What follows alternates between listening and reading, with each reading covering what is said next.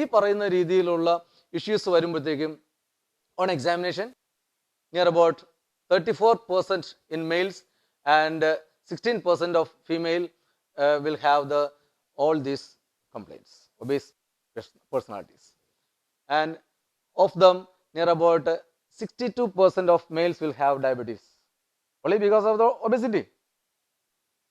And if we could reverse this status, we can save that much percentage of our patients, not by getting either coronary or cerebral or retinal or renal or deep vein issues. അപ്പോൾ ഇങ്ങനെ obesity വരുന്നത് കൊണ്ടുണ്ടാകുന്ന കോൺസിക്വൻസുകൾ ഈ പറയുന്ന രീതിയിൽ coronary artery disease and diabetes. Then ഈ പറയുന്ന രീതിയിൽ ഒബേസിറ്റി വരുമ്പോൾ അതിനോടൊപ്പം ഉണ്ടാകുന്ന മറ്റസുഖങ്ങൾ, കോമോർബിഡിറ്റി. Number 1 is orthopnoea. നമ്മുടെ അടുത്ത് ഈ പറയുന്ന രീതിയിലുള്ള എനിക്ക് നടക്കാൻ വയ്യ ഡോക്ടറെ, കയറാൻ വയ്യ, നടന്ന് കയറാൻ വയ്യ, ഒന്ന് നടക്കുമ്പോഴേ കിതച്ചു പോവുകയാണ്, ഇല്ലേ, ശ്വാസം നിന്നു പോവുക, അല്ലെ ശ്വാസം എടുക്കാൻ വേണ്ടി വല്ലാതെ കഷ്ടപ്പെടുക. ഇതൊന്നും പേഷ്യന്റ് നമ്മളോട് സിംറ്റം പറയത്തേ ഇല്ല. പറയുമോ പേഷ്യന്റ്?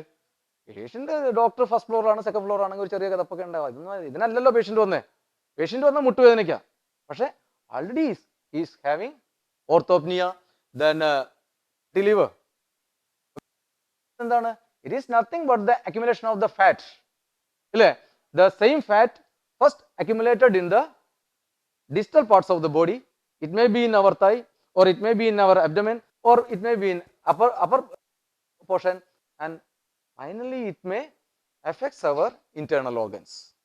അപ്പോൾ ഈ പറയുന്ന രീതിയിൽ ഇന്റേണൽ ഓർഗൻസ് എന്ന് പറയുമ്പോഴും നമ്മളുടെ ഞാൻ നേരത്തെ പറഞ്ഞ കൊറോണറി ആർട്ടറി ഡിസീസ് അല്ലെങ്കിൽ സെറിബ്രൽ ഡിസീസ് അല്ലെങ്കിൽ റെറ്റിനൽ ഓർ റീനൽ ഡാമേജുകളെല്ലാം എപ്പോഴാണ് ഉണ്ടാവാറ്?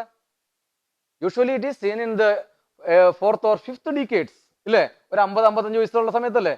And when a patient is under 4th decade, that means ഒരു 35-40 ലെവലുള്ള പേഷ്യന്റിനെ നമ്മളൊരു അൾട്രാസോണോളജി എടുക്കുകയാണെങ്കിൽ all these fat may accumulated in his hepatobiliary system and ultrasonological diagnosis will be fatty liver. അപ്പോൾ ഈ പറയുന്ന രീതിയിൽ the comorbidity or the effect or the consequence of the obesity is in orthopnea or fatty liver, then gout. എന്താണ്? Defects in the protein metabolism. Defects in the protein metabolism that causes accumulation of the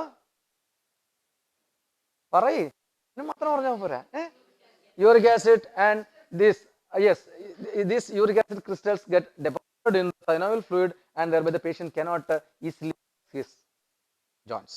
അപ്പോൾ നമ്മുടെ അടുത്ത് വന്ന patient ആക്ടിയ റെസ്മോസ അല്ലെങ്കിൽ ആക്ടിയ സ്പിക്കേറ്റ, ഇല്ലേ, അതുപോലെ ഹെഡിമ, ഈ പറയുന്ന രീതിയിലുള്ള ഹോമിയോപ്പത്തിക് മെഡിസിൻസിന് വേണ്ടിയിട്ടായിരിക്കും വരുന്നത്. നമ്മൾ അതേ സെയിം സിമിലം എന്ന് പറഞ്ഞ് കൊടുക്കും, but without changing or without considering his constitution or the life style. These are the obstacles for the maintaining cause of the disease. So while giving our either Actia spicata or Actia racemosa, we must consider, like that of our medicine, have to manage the either the so-called maintaining cause or the obstacles to cure. Then next problem may be other forms of joint disorders. അപ്പോൾ ഈ പറയുന്ന രീതിയിൽ നല്ല വണ്ണം കൊണ്ട് മുട്ടുവേദനയാണ് doctor എന്ന് പറഞ്ഞു കഴിയുമ്പോൾ നമ്മൾ മുട്ടുവേദനയ്ക്ക് മരുന്ന് കൊടുക്കും, ഇല്ലേ? എല്ലുവേദന എന്ന് പറയുമ്പോൾ എല്ലുവേദനയ്ക്ക് മരുന്ന് കൊടുക്കും, without considering his fatty flabby fertile females, ഏതാ ഗ്രാഫൈറ്റിസ്, ഇല്ലേ? അപ്പോൾ ഈ പറയുന്ന രീതിയിൽ നമ്മൾ കോൺസ്റ്റിറ്റ്യൂഷൻ എന്ന് പറയുന്നത് എന്താണ് constitution or what make a constitution എന്ന് പറയുന്ന രീതിയിൽ while considering the total body language of the patient we can save our very like that of an allopath. He know each and every data explained in this seminar.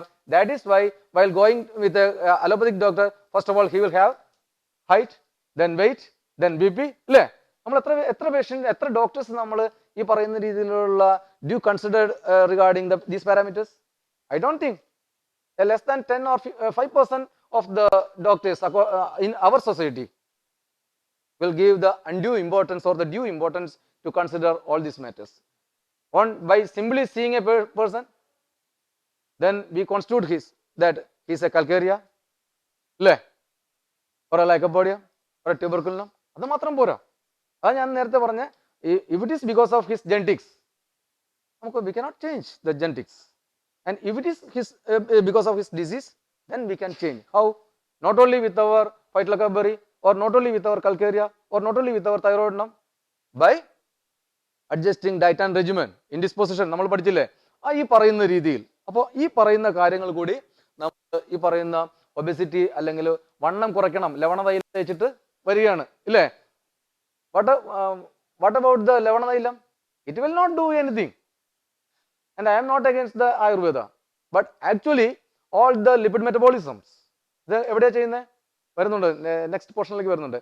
അപ്പോൾ ഈ പറയുന്ന കാര്യങ്ങളെല്ലാം നമ്മൾ ഒരു പേഷ്യൻറ്റിൻ്റെ obesity നമ്മൾ നോക്കുമ്പോൾ we have to consider. Then all this patient will have the patient may have some complaints of PCOD. PCOD എന്താണിത്? Polycystic ovarian disease ഇല്ലേ? എന്താണ്?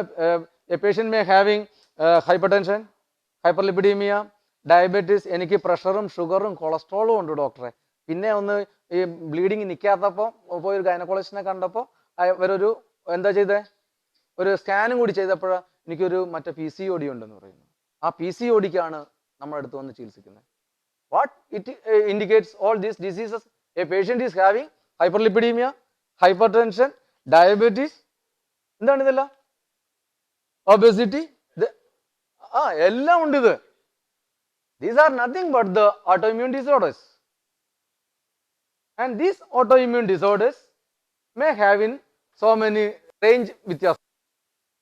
Some of the patient may having PCOD and some other may having fatty liver, some other may having polycystic kidneys. അല്ലേ? അപ്പോൾ so called autoimmune disorders and ഈ പറയുന്ന autoimmune disorders എല്ലാം എന്താണ്? Genetically modulated. അപ്പോൾ we have to treat the patient in a constitutional way.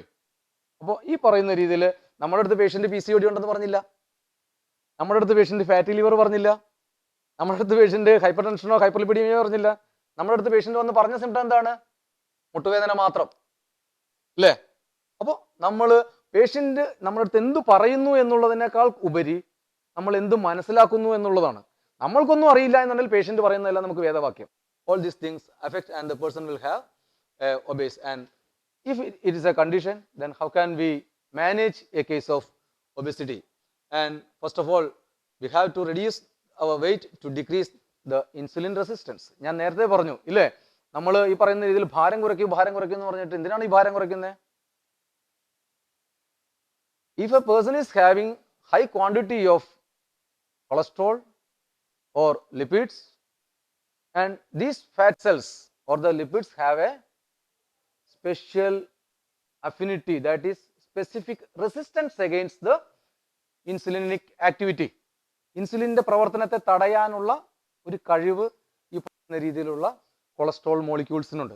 അപ്പോൾ ഈ പറയുന്ന രീതിയിൽ by reducing the cholesterol content or the fat content of the body, and we can reverse or we can minimize the resistance of the cholesterol or the lipid molecules against the insulin, and thereby we can improve the status. അപ്പോൾ ഈ പറയുന്ന രീതിയിൽ weight to decrease the insulin resistance, and we have to counsel our patients. How can we counsel? നമ്മൾ counselling കേട്ടിട്ടുണ്ടല്ലേ? മാനസിക രോഗങ്ങൾക്കൊക്കെ ഇഷ്ടം പോലെ counselling കേട്ടിട്ടുണ്ട്. അപ്പോൾ ഈ പറയുന്ന രീതിയിൽ വി ഹാവ് ടു എന്താണ് പറയുന്നത്? ഡയറ്റ് കൗൺസിലിംഗ് ആണ് പറയുന്നത്. എന്താണ് ഡയറ്റ് കൗൺസിലിംഗ്? ഒരു പേഷ്യന്റ് എന്ത് തിന്നണം എന്ത് തിന്നണ്ട എന്ന് വണ്ണം കുറയ്ക്കാൻ വേണ്ടിയിട്ട് ഈ പറയുന്ന രീതിയിൽ പേഷ്യന്റ് ഒന്നും കഴിക്കാതെ ഫാസ്റ്റിംഗ് ആയിട്ട് എന്നൊക്കെ പറഞ്ഞ് നടക്കുന്ന ഒരു സ്റ്റൈലുണ്ട് ഇപ്പോൾ ഇല്ലേ? പക്ഷേ ഒരു പേഷ്യന്റ് എന്ത് കഴിക്കണം, അല്ലെ താൻ ഇന്നത് കഴിക്കാൻ പാടില്ല, അല്ലെങ്കിൽ കഴിക്കുവാണെങ്കിൽ തന്നെ ഇന്ന അളവിൽ എന്ന് പറയുമ്പോൾ there are some parameters. അപ്പോൾ ഓരോ വ്യക്തിക്കും എത്ര കാലറി എനർജി, ഇപ്പോൾ നമ്മൾ 1 കിലോ അരിയുടെ ചോറ് കഴിച്ചു കഴിഞ്ഞാൽ നമ്മൾക്ക് എത്ര കാലറി കിട്ടും?